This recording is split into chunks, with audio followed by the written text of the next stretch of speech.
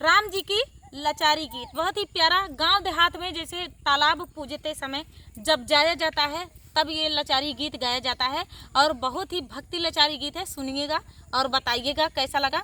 मतलब गांव देहात का तो माहौल ही अलग रहता है। जब शादी विवाह पड़ता है तो तालाब पूजने जब जाया जाता है तब ये गीत गाया जाता है। तो देर न करते हुए चलिए सुनाते हैं ये प्यारा सा लाचारी गीत। ब्याहन चले रघुराई अवधपुर बजई बधाई। ब्याहन चले रघुराई अवधपुर बजई बधाई।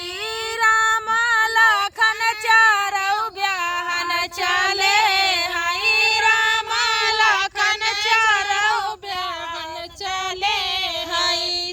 दशरथ सुत रघुराई अवधपुर बजई बधाई।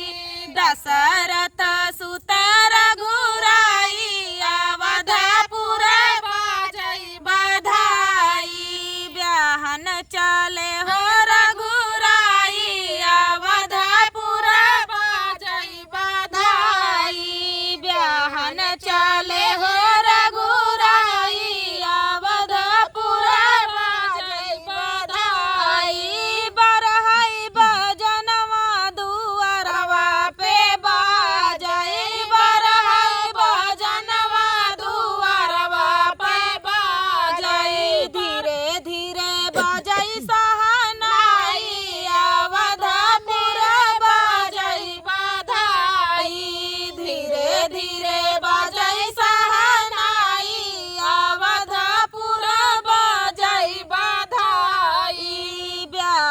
चले हो रघुराई अवधपुर बजई बधाई। ब्याहन चले हो रघुराई अवधपुर बजई बधाई।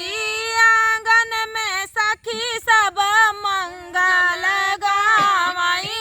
आंगन में सखी सब मंगल गावई। ठुमकत नगर सब आई अवधपुर बजई बधाई। रे ठुमकत नगर सब आई अवधपुर बजई बधाई। ब्याहन चले हो रघुराई अवधपुर बजई बधाई। ब्याहन चले हो रघुराई